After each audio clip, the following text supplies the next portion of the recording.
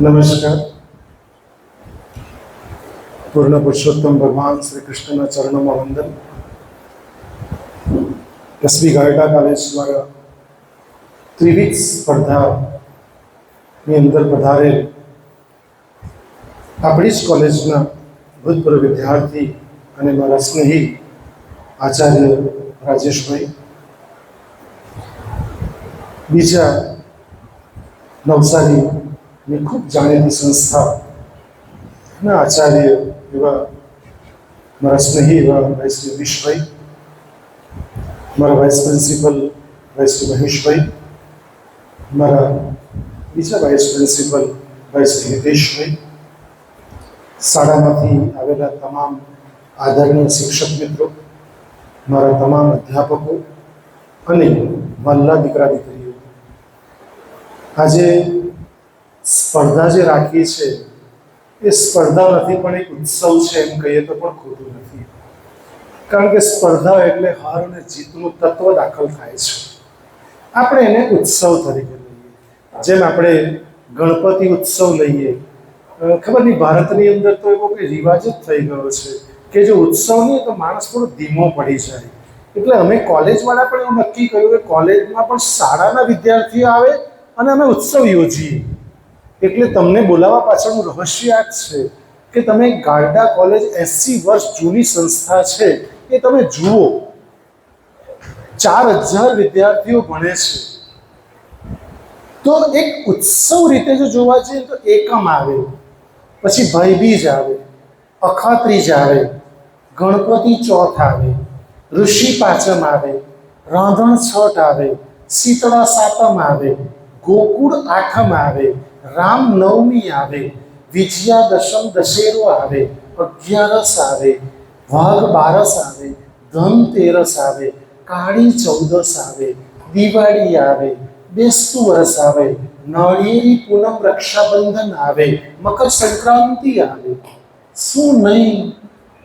એટલે અમે પણ તક ઝડપી લીધી. ગારડા કોલેજમાં આવો એક ઉત્સવ રાખીએ તો શાળાના વિદ્યાર્થીઓ પણ અમારી કોલેજમાં આવે.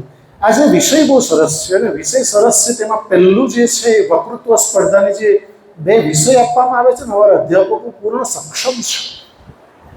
અમારી ટીમ બહુ સક્ષમ છે. એ લોકો વિષય કેટલા સરસ લાગે. હું તું નહીં પણ આપણે, શ્રેષ્ઠતા તરફનો માર્ગ. અને બીજો વિષય લાગે આદર્શ વ્યક્તિત્વ ઘડવૈયા તરીકે શિસ્ત અને સભ્યતા. આ વિષય છે ને કાગળમાં જોઈને બોલવાનો હોય જ નહીં, આ તો હૃદયસ્થ જ હોય. એક જ તમને કહું કે હું તું નહીં આપણે, એ કન્સેપ્ટ શું છે એક જ ઉદાહરણ આપી દઉં, તમને આઈડિયા આવી જશે. કે તમે જોયું છે કે સસલા અને કાચબાવાળી વાર્તા આપણે સ્કૂલમાં તમને પણ ભણાવીએ છીએ અને આવીએ છીએ ક્યાંક ક્યાંક અલગ અલગ પરિપ્રેક્ષમાં. એમાં તમે જોયું છે પહેલી વાર્તા આવે, એમાં પહેલો એપિસોડ એવો છે. શું હોય કે શરત લાગે, લાઈન દોરી નક્કી થાય અને પછી સસલોને કાચબો, એ લોકોની ભાષામાં જે સીટી મારી હશે કે જે કંઈ સિગ્નલ આપ્યો હશે તેમાં શું થાય, પહેલાં સસલું દોડતું દોડતું એકદમ આગળ નીકળી જાય, પછી કાચબો ધીમે ધીમે ધીમે એની ગતિએ જતો હોય. શરત શું, કોણ જીતી જાય? કેમ કાચબો જીતી જાય? કારણ કે સસલાએ બહુ સ્પીડમાં દોડ્યો અને જોયું પાછળ વળીને તો હજુ તો કેટલો પાછળ છે, કાચબો તો બહુ પાછળ છે. એટલે એણે શું વિચાર્યું કે જરાક વાર સૂઈ જાઉં. એટલે વૃક્ષ નીચે સુવા ગયો, સૂઈ ગયો, ત્યાંની ઊંઘ આવી ગઈ. એટલે વિદ્યાર્થી તરીકે આપણે સૂવાનું નથી, જાગવાનું છે. નંબર 1.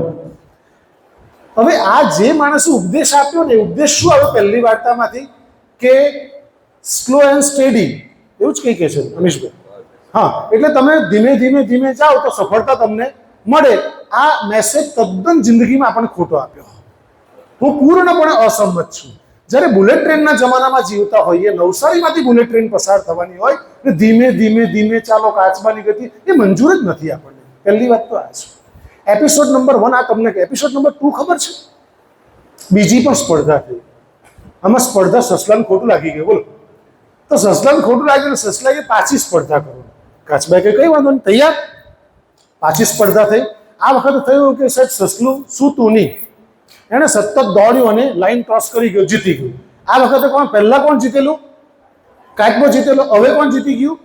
સસલું જીતી ગયું. હવે કાચબાને ખોટું લાગી ગયું કે હારું આ તો બહુ બરાબર નહીં કહેવાય. એટલે ત્રીજી વાર પાછી શરત મારી. ત્રીજી વાર શરત મારી તેમાં કાચબા એવું કીધું, શરત મૂકી કે આપણે રસ્તો ટ્રેક ચેન્જ કરીશું, સેમ ટ્રેક રહેશે નહીં. એ લોકો ટ્રેક ચેન્જ કર્યો. હા, હું તું નહીં, આપણેની ફિલોસોફી સાયકોલોજી તમને સમજાવી રહ્યો છું.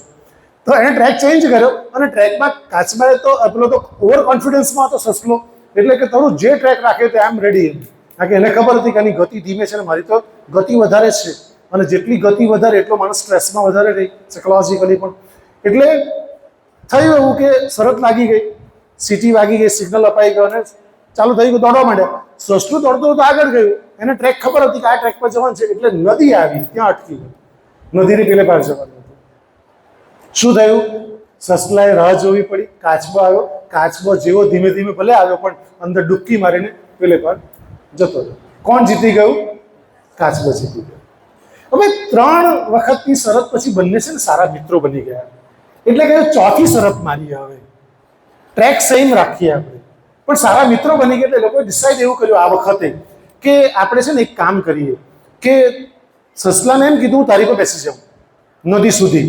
અડધો ટ્રેક તો પાર થઈ ગયો, ફટાફટ 2 જણ જોડે ગયા. હવે તું એમ કે નદી આવી ગઈ ને, તું મારી પીઠ પર બેસી જા અને લાઈન ક્રોસ કરી. હું તું નહીં, આપણે જે કોર્પોરેટ સેક્ટરની અંદર વિન વિન ફિલોસોફી છે. હું પણ જીતું, તું પણ જીત. હું જીતું અહંકાર છે, હું હારી જાઉં તું જીતી જા એ લઘુતા ગ્રંથિ છે. હું જ જીતું એવું ક્યારે બનશે નહીં, પણ હું પણ જીતું અને તું પણ જીત. એ વિષય બહુ મને તો યથાર્થ. મેં તો સવારે જ મારા દીકરા પાસે માંગ્યું, ભાઈ લાવને યાર, મારે શું વિષય, મારે શું બોલવાનું છે 2, 5, 10 મિનિટ પર. એટલે એક વાત તો બહુ સરસ છે. અને બીજું કે જીવનમાં દીકરાઓ બધું કરજો, જીવનમાં સફળતાની ટોચ કક્ષાએ પહોંચજો, પણ શિસ્ત, ડિસિપ્લિન મસ્ટ. અને આજ સુધી તમે સક્સેસફુલ વ્યક્તિના જીવન ચરિત્રો વાંચશો ને, એ લોકોના જીવનમાં એક મુદ્દો તરી આવશે, એ નિયમિતતા અને બીજું શિસ્ત, ડિસિપ્લિન મસ્ટ.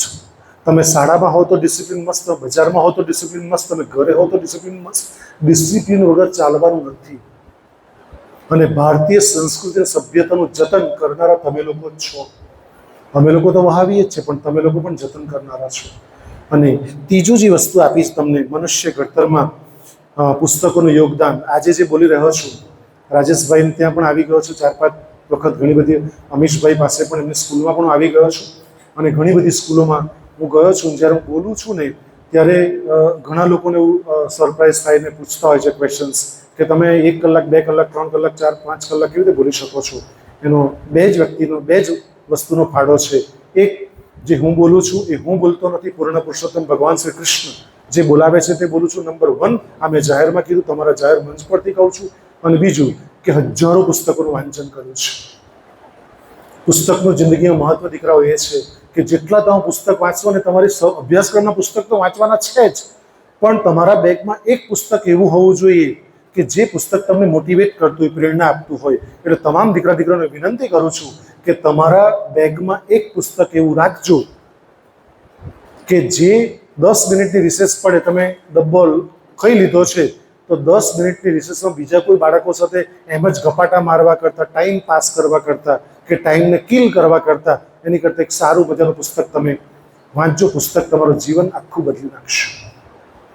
અને છેલ્લી વાત જે કરવાની છે એ, લોહી કોઈ ફેક્ટરીમાં આજ સુધી બનતું નથી. જે પોસ્ટર મેકિંગ સ્પર્ધા છે, રક્તદાન એ મહાદાન છે, ચક્ષુદાન એ પણ મહાદાન છે. કે મૃત્યુ પછી જ્યારે આપણે કશું જ નથી તો ચક્ષુદાન પણ કરવું જોઈએ, રાઈટ? એટલે રક્તદાન, તમારી જો ઉંમર ઓછી હશે, પણ અમારી કોલેજમાં પણ રક્તદાન કેમ્પ થતા હોય છે. પણ દીકરીઓને એક ભલામણ કરી દઉં છેલ્લી વાત કરીને, કે દીકરીઓ સાહેબ અમારે ત્યાં બ્લડ આપવા આવે ને તો એ લોકોને હેમોગ્લોબિન જ ઓછું. બીજો 15મી ઓગસ્ટ જોઈને તો 3 છોકરીને ચક્કર આવી ગયા. બોલો કેમ? તો કે સવારે ખાય જ નહીં. અને શિક્ષક બહેનોને વિનંતી કરું છું, જેટલા પણ અહીંયા આવ્યા છે બહેનો ભાઈઓને, કે ભાઈ તમે લોકો છે ને સવારે કમ્પલસરી ઘરે નાસ્તો કરીને આવે, કઈ બી રોટલી કઈ બી ખાઈને આવે ને કમ્પલસરી ખવડાવજો. મારી પાસે આવે ને ત્યારે મને બહુ મથાવતા છે, કારણ કે તમે જરાક આટલી મહેનત કરો ને તો મને જરાક સારું પડે. કારણ કે આ મારતા જ આવવાના મોટા ભાગના, હે ને? એટલે મને તકલીફ નહીં પડે એટલું મારું જરાક કામ તમને આજે સોંપી દો. તમે આવી ગયા છો તો કોલેજની અંદર કે તમે એને કમ્પલસરી ખાવાનું એટલે ખાવાનું, અને ખાધા પછી 1 કલાક પછી જ પાણી પીવાનું. વચ્ચે વચ્ચે પાણી ન પીતા એ બી લોકોને સમજાવી દેજો. કારણ કે જેવો જઠરાગ્નિ પ્રદીપ્ત થાય છે એવું તમારું પાચન ક્રિયા સ્ટાર્ટ થાય છે. દાખલા તરીકે અગ્નિ સળગાવી હોય ને પછી આપણે ઉપર પાણી રેડી દઈએ તો શું થાય? અગ્નિ ઓલવાઈ જાય. એમ આપણે જ્યારે અંદર પહેલો કૂવો ખાઈએ છીએ, આપણે ખોરાક અંદર લઈએ છીએ અને ખોરાક અંદર લીધા પછી પાચક રસો ભળે છે અને તમારી જઠર અગ્નિ પ્રદીપ્ત થાય છે અને એ તમે પાણી પી જાઓ છો એટલે જઠર અગ્નિ પ્રદીપ્ત થતો નથી, એ બુઝાઈ જાય છે અને ઓલવાઈ જાય છે. ઓલવાઈ જાય છે એટલે તમારો ખોરાક, પેટમાં લીધેલો ખોરાક પચતો નથી, ખોરાક સડી જાય છે. એટલે પેલા ઓહિયા જે ઓટકાર આવે ને, એસિડિટી થઈ જાય ને, એ એનું કામ છે. એટલે તમામ શિક્ષક મિત્રોને બહુ વિનમ્રતાપૂર્વક વિનંતી કરું છું કે આ લોકોને શીખવજો કે આયુર્વેદ શું છે, ચરક ઋષિ શું છે, ભાગવત ભટ્ટ શું છે. તમારા લેક્ચર અડધો કલાક, 2 પ્રિન્સિપાલ તો હાજર છે. હું બધા જ પ્રિન્સિપાલને કહી શકું, મારા સ્નેહી મિત્રો છે, એટલે 5 મિનિટ સર આ લોકોને એવી તમે એક્સ્ટ્રા કંઈક એવી સુંદર વાતો કરીને બાળકોને અપ્લાય કરે એ બહુ જરૂરી છે. તો આજના કાર્યક્રમની અંદર મારા સ્નેહી રાજેશભાઈને, મારા સ્નેહી અમીશભાઈને અને તમામ શિક્ષક મિત્રોને અને વાલા બચ્ચાઓને આવકારતા ખરેખર આનંદ અને ગર્વની લાગણી અનુભવું છું. તમારા કોઈ પ્રશ્ન હશે તો પણ પૂછજો અને કોલેજને જોવી હોય તો કહેજો. અમારા અધ્યાપક મિત્રો તમને આખી કોલેજ બતાવશે. નહીં તો એફવાયઓ પહેલાં એડમિશન લેશો ને તો તમને રૂમ જ નહીં મળશે, કારણ કે ગાયડા કોલેજની ભૂગોળ થોડીક ચિત્ર વિચિત્ર છે. એટલે આવેલા જ છે તો જતા જતા જોતા જજો એમ, રાઈટ. કોઈ ક્લાસ તમને બધું બતાવશો અને તમારે જે કંઈ પરિચય મેળવવો હોય, મારા અધ્યાપકો સજ્જ છે. તમે જે પૂછશો, જે સુવિધા, જે કંઈ પૂછશો તે દરેક પ્રશ્નનો સંતોષકારક ઉત્તર તમને આપશે. તો આજના કાર્યક્રમની શુભેચ્છા પાઠવું છું. ધન્યવાદ. જય હિન્દ, જય ભારત.